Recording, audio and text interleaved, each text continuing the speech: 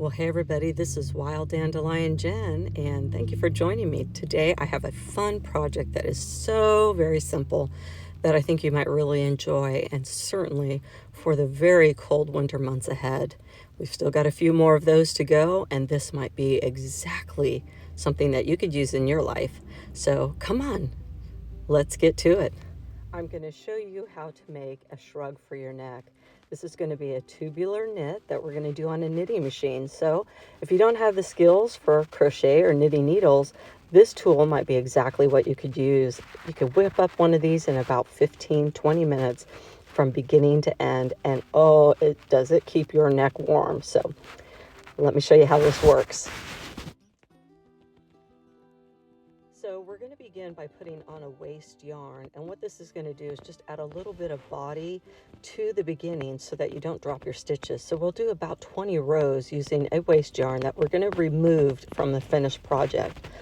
So we're going to begin by feeding that around each one of the needle pegs, and we're going to go front to back, front to back. So we're going to alternate front to back on every single knitting needle all the way around. So as you can see, we're going to start with the white peg. We're going to go in front and then behind and then in front and then behind.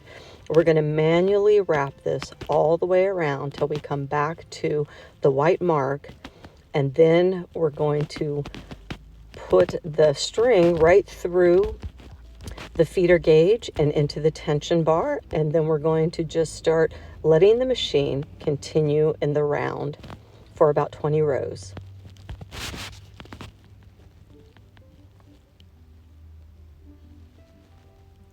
Okay, so now we're ready to feed that through the feeder and then into the tightest tension rod, because this is a number 4 gauge string or yarn. And you can see that's on the tightest one. There's 3 tensions, and this is on the tightest tension. And we're going to start with a 0. We're going to 0 out our counter, and that's a row counter. And we're just going to start off slowly, making sure that every single needle catches that yarn. And then we can speed it up, and they should all stay on there pretty well. Doesn't matter if you drop a stitch here or there on this particular part, as this is going to be a waste yarn and pulled off of the final product. But it will create the weight that is needed to get the rest of the project going without dropping any stitches. Okay, so we're at the end of the waste yarn. Now we're going to add the actual working yarn that we're going to be making our finished product out of. So we're just going to lift that off and drop it right into the middle. Don't need to worry about that anymore. We're going to simply lay this through the yarn feeder, but we're going to leave ourselves a tail because we're going to want to use this when we catch all of the stitches up at the very end. So we're going to leave about the diameter of that circle and drop it down in between. Going to feed this right through that yarn guide and right in front of that white beginning stitch hook. And I've marked that hook with black so that I could see it, because the rest of the needles are a different color. So you can't really see the white until it pops its head up. So you want to know when it's coming. So now we're just going to start slowly going right in the round. We do not have to go back to front because that work's already been done for us. So I'm just going to do this kind of slowly, starting out to make sure that none of the stitches get dropped on this first round. Now we're back to the beginning. Now we actually start our first row of counting. We don't count that very first row as we're loading the string on. I am going to do this for 70 to 80 rows. Makes a very nice neck buff.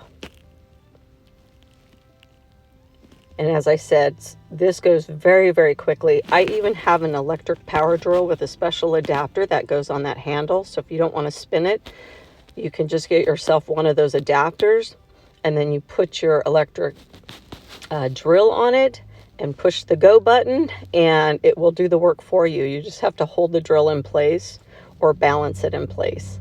And then you just want to keep watching to make sure that all the stitches are loading. and that there is not too much tension on your yarn as it comes through the tension gauge. So you want to leave some slack. You see me pulling off slack yarn there because you don't want too much resistance on that, or it pulls the machine and it could inadvertently cause you to drop a stitch. So that's not something that we want. So as you can see, this goes very quickly. It takes me about 15 minutes to load 80 rows. And then give yourself another 10 minutes to take all the stitches off and weave the yarn in on either end and to remove that waste yarn. So in less than 30 minutes, you have a really nice piece of accessory that will be very comfortable and convenient to wear when you're wearing jackets. Now I'm just measuring this because I want to see how many inches. It's going to be, the final product is about 12 inches in length, and that's about 80 rows. So we're just going to keep working this till we get to the end, and then I'll show you how to pull that off. Sometimes I don't like using neck scarves because it's so bulky. You have to wrap them around and around your neck. They're not easy to take off. It's just cumbersome. Sometimes they get a little bit hot. I like a turtleneck feel.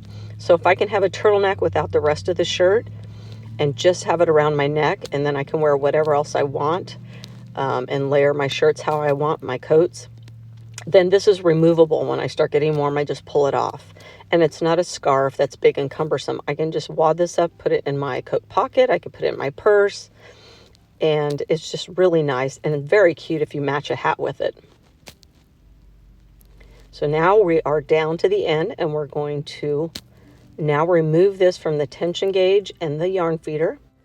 Now at this point, what we're going to want to do is to turn the handle to go one time around all the way back to the white, but we're going to want to, again, pull a tail of the yarn that we're going to want to finish out with. Remove it from the tension guide and from the yarn feeder, and then we're going to spin this around one time all the way until we get back to the white. That's going to prep you for taking the yarn off the needle pegs very easily with your needle. So we're just going around slowly. When you get back to the white peg, you want to be very careful not to move the machine or to move the yarn, because what's going to happen is you could very easily start dropping stitches off of those pegs, and then you're done for. You almost have to just tear it all apart and start over again. It's a little bit more complicated to try to figure out how to weave those stitches back. If you lose very many of them, it becomes problematic. So I've got my needle that I've threaded the tail into, and now we're going to start lifting one by one the yarn off of each individual peg. And when I do this, I like to hold the next two pegs down the way you see my fingers here. That way, when I'm pulling tension to lift the one off, it doesn't pull the other one off its peg before it's time, because that's the danger. So I just keep working one at a time, and I cover the next two, and I move one by one that way. And you'll see as I move along here a little bit what that looks like. So I'm holding down those two, then I move over two, leaving one to be picked off. And I'm very careful when I do that. When I'm applying tension, I make sure I'm holding my other fingers in place. Move over, and you keep doing that, and we'll do that all the way around, and then we'll get this thing wrapped up.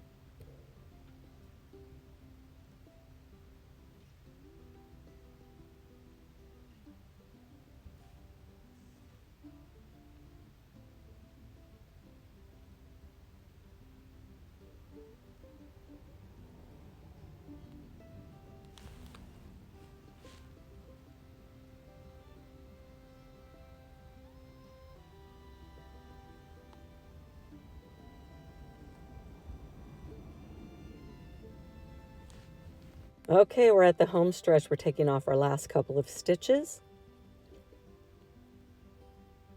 Just pick those off very gently.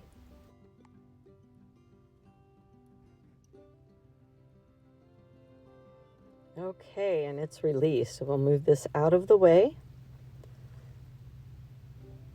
and pull that out and stretch, just make sure everything looks good and no drop stitches. So you can see it's pretty long tubular, but we're going to take this waste yarn off, which you see right here.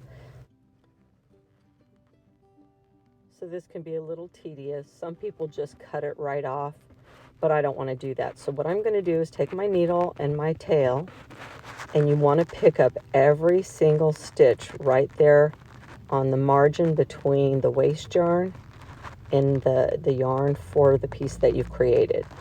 You don't want to miss one stitch because that would be dropping a stitch and it'll unravel. So you want to make sure you go one at a time, one by one by one, and thread that tail through it. That will secure your stitches so that it does not unravel. And soon as I've went all the way around, then I'm going to start removing that waste yarn. I like to pick this off to save my waste yarn and use it for another project rather than cutting it off as some do and throwing it away. Waste not, want not. I don't mind doing this. It takes an extra 5 minutes, but it saves me from throwing yarn away that's usable for something else another day, or to keep using as waste yarn as I make socks, scarves, hats, and these neck buffs, or anything else that you make on your circular knitting machine. I think this is a 40 or 46, 48. I'm not sure how many stitches are on this, but you can go back and count them. If you have a full screenshot of the unit, just count the little needle bumps.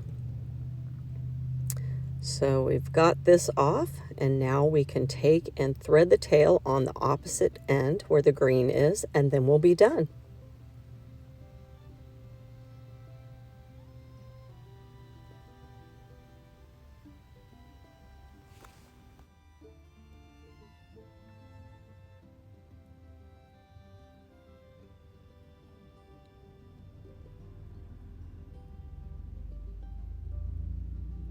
Okay, this is released. And now we'll just kind of stretch that out. Make sure there's no drop stitches, but see how nice that is? When it's all layered up, it just looks really pretty on. Just stretch that out. It's got a good stretch to get over your head, and it springs back nicely. So you could fold it in half, give a double thickness, and you can change your colors if you have a variegated cloth like I do. You can knit them together so that they don't come apart. If you don't want to use it as one long piece, then you could just make a reversible and shorten it this way. And you can have two different colors. I like to leave it long and tubular because I like that scrunchy look, but I could fold it in half at will without, sealing it up. See how pretty that is? And it looks so great on the neck. And you could put the pink side by your face, or you could do the green side next to your skin. And so here's the finished product. It happens to match this hat I bought, which I thought was really cool. And it just looks really nice on. It's perfect fit. It's not too loose, not too tight. It's very aerated, but warm. And here's another one that I made too last night.